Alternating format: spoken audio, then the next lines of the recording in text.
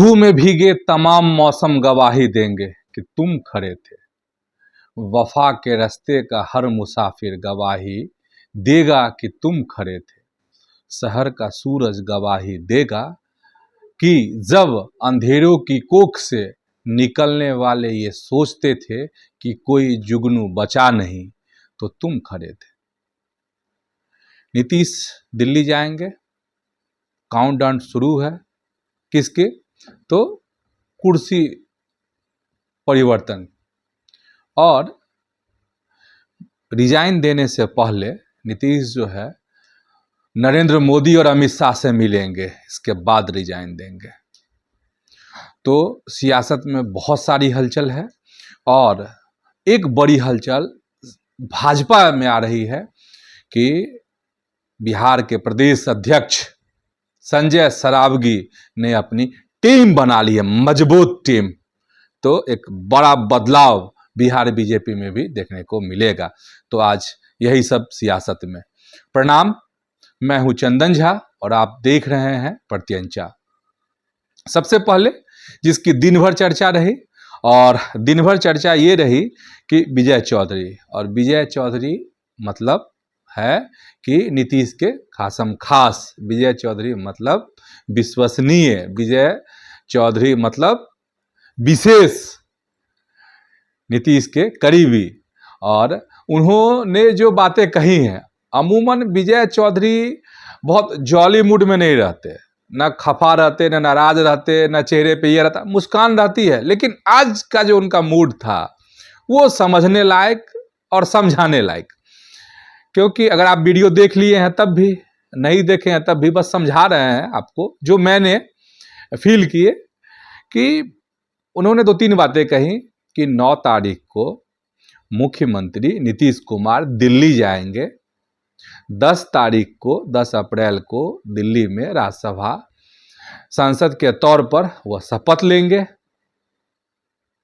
और एक सवाल आहिस्ते से एक पत्रकार ने उनसे पूछा कि अच्छा तो ठीक है, लेकिन ये बताइए ना कि सीएम की रेस में कौन आगे है। तो तब तक वह अपनी गाड़ी में बैठ चुके थे और गाड़ी से निकलकर, समझिए कितनी उत्सुकता। मतलब जो आप लोग जो वीडियो देख रहे हैं, बिहार के या देश भर के तमाम लोग जिनको ये है, जिनका ध्यान समझिए बिहार की सियासत पर है, वो ढूंढ रहे हैं कि आखिर क्या होगा, कौन मुख्यमंत्री होंगे नए सीएम बिहार के। तो अंदर गाड़ी में बैठ गए थे, एकदम बड़ी जिज्ञासा भरी नजर से वह बाहर निकलते हैं। कौन? तो विजय चौधरी। और कहते हैं रिपोर्टर से, अच्छा कौन सवाल कर रहे थे, फिर से पूछिए ना, रेस वाली फिर से पूछिए ना। तो पत्रकार फिर से सवाल करते हैं और पत्रकार का वह बहुत सादगी से, बहुत जबरदस्त तरीके से उन्होंने जवाब दिया कि आप लोग जिसको रेस में आगे कर देते हैं वो रेस में आगे है, हो जाता है। मतलब इस तरीके का जवाब, गोल मटोल, एकदम गोल, कि आप समझिए कि आप ये समझिएगा कि अच्छा हम रेस में हैं तो मेरे ही बारे में तो कहे हैं। आप समझ रहे हैं कि ना, हम तो रेस में नहीं है, ये तो हमको नहीं बोल रहे हैं, किसी और बात को बोल रहे हैं। तो वही बात आप समझ लीजिए, इसी को गोल मटोल कहिए। ऐसा उन्होंने घुमा दिया, एकदम स्पिन कर दिया बॉल को। जाइए ढूंढते रहिए, आप देखते रहिए कौन है। एक बात विजय चौधरी की बातों से मुझे लगी कि जो हम और आप समझिए कि जिसका अनुमान लगा रहे हैं, जिसके बारे में सोच रहे हैं, जिसको रेस में आगे दिखा रहे हैं, किसी को बीच में रेस में दिखा रहे हैं, किसी को पीछे दिखा रहे हैं, बहुत है। लगता है कि विजय चौधरी उस तरफ इशारा करना चाह रहे थे कि आप लोग जो कर रहे हैं वो हंसी ठिठोली है, जो होने वाला है ना वो अजूबा होगा, वो नायाब होगा, वो खास होगा। मुझे जो बात समझ में आई, जो मुझे मायने लगे, कि विजय चौधरी इस तरीके से कभी नहीं अपनी प्रतिक्रिया देते हैं। सधी हुई प्रतिक्रिया उनकी रहती है, लेकिन ये जॉली मूड वाली प्रतिक्रिया थी उनकी, और विशेष बढ़िया अच्छी प्रतिक्रिया इसको कह सकते हैं। अब रहा क्या कि 10 को शपथ ग्रहण कर लेंगे और 10 अप्रैल को। तो 10 अप्रैल की एक खास बात और है दिल्ली में कि भाजपा की जो कोर कमेटी है बिहार की, उसकी भी मीटिंग होगी दिल्ली में। तो जो बड़े नेता हैं, संजय सरावगी हो गए, नितिन नवीन तो राष्ट्रीय अध्यक्ष ही हैं, इधर दिलीप जायसवाल हो गए, मंगल पांडे हो गए, सम्राट चौधरी हो गए, विजय सिन्हा हो गए, तो ऐसे जो कद्दावर नेता हैं बिहार बीजेपी के, उनकी मीटिंग वहाँ पर होगी। और मीटिंग का एक ही मकसद, एक ही मतलब, वो ये है कि सीएम फेस पर बात। अब इसमें क्या है कि जो टॉप लीडरशिप है बीजेपी की, वो ढूंढेगी, लोगों को आकेगी, इन नेताओं के मन की बात को समझने की कोशिश करेगी। इसमें भी फैसला नहीं होगा, बस मन को छूने की कोशिश, समझने की कोशिश। ठीक है, 10 तारीख को बीजेपी की, ठीक है, तो ये हो गया।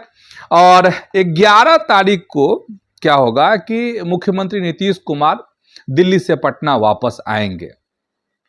मतलब 9 और 10 तारीख को, 9 और 10 अप्रैल को दिल्ली में रहेंगे नीतीश कुमार। तो इसी दरमियान में प्रधानमंत्री नरेंद्र मोदी और गृह मंत्री अमित शाह से मुलाकात हो जाएगी नीतीश कुमार की। और आप समझ ही रहे होंगे कि अगर ये मुलाकात हो रही है तो इसके विशेष मायने हैं, और विशेष मायने यही है कि कुर्सी में बदलाव। नीतीश कुमार कुर्सी भाजपा को सौंपने जा रहे हैं, सीएम वाली। और आगे क्या कैसे टॉप लोगों की बातचीत है, तो गंभीर बातचीत ही होगी, और अभी संदर्भ है सीएम वाली कुर्सी। तो इस्तीफा देने से पहले अब इस्तीफे की बात आएगी। कहाँ? शपथ ग्रहण के बाद भेंट मुलाकात, बीजेपी की मीटिंग दिल्ली में, इसके बाद नीतीश कुमार वापस बिहार आएंगे, और संभवतः वह तारीख 11 अप्रैल बताई जा रही है, और 11 को बिहार लौटेंगे। और ज़्यादा उम्मीद है कि उसी दिन या एक दिन बाद नीतीश कुमार राज्यपाल को सीधा, राज्यपाल मतलब लोक भवन जाएंगे, जो राजभवन अब लोक भवन हो गया है, तो लोक भवन जाएंगे और राज्यपाल को अपना इस्तीफा सौंप देंगे।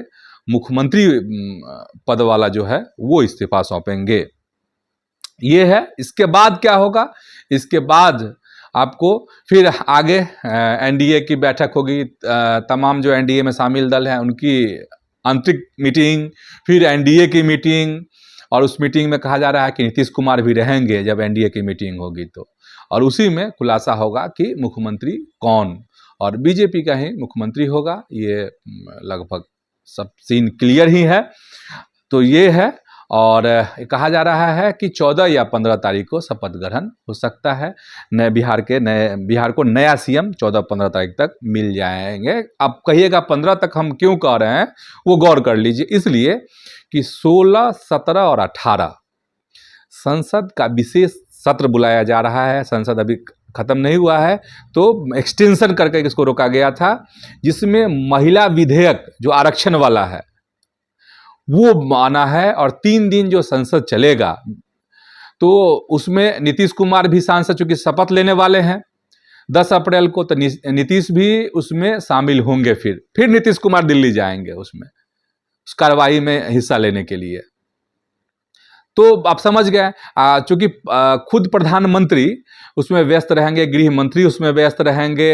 एक बड़ा बिल है, बहुत महत्वपूर्ण बिल है, और ये बिल ऐसा होगा जो महिला आरक्षण वाला बिल है, जो उसमें सुधार है, लागू करने की जो बात हो रही है कि इसी में मतलब 2029 का जो चुनाव होगा उसमें लागू हो जाएगा, उसको लेकर जो है, तो ये बहुत मतलब गेम चेंजर हो सकता है। ये सियासत में महिलाओं की भागीदारी बढ़ने वाली है, तो ये बहुत महत्वपूर्ण है। तो मुझे लगता है कि जदयू, नीतीश कुमार भी जरूर चाहेंगे, क्योंकि महिलाओं को लेकर उनका बहुत योगदान है, उल्लेखनीय योगदान है बिहार में। तो इस बिल में वो जरूर हिस्सा लेंगे। तो 16, 17, 18 वो है। तो इसीलिए हम कह रहे हैं कि 14 या 15 तक मुख्यमंत्री मिल जाएंगे बिहार को, नए मुख्यमंत्री। ये खबर हो गई। तो यही है कुल मिलाकर। और एक खास खबर ये है संजय सरावगी को लेकर के, बिहार बीजेपी के अध्यक्ष को लेकर ये कि एक चर्चा थी, और खैर इस चर्चा के पीछे वजह यह थी कि खुद संजय सरावगी ने यह बात कही थी कि टीम को बदलने की ज़रूरत नहीं है। कुछ दिन पहले उन्होंने यह बात कही थी कि टीम को बदलने की ज़रूरत नहीं है, कुछ दिन पहले ही बदलाव हुआ ही था, तो अभी सब ठीक है, बढ़िया है, चलेगा। लेकिन अंदर खाने की खबर है, और अंदर खाने की खबर ये है हमारे पास कि संजय सरावगी ने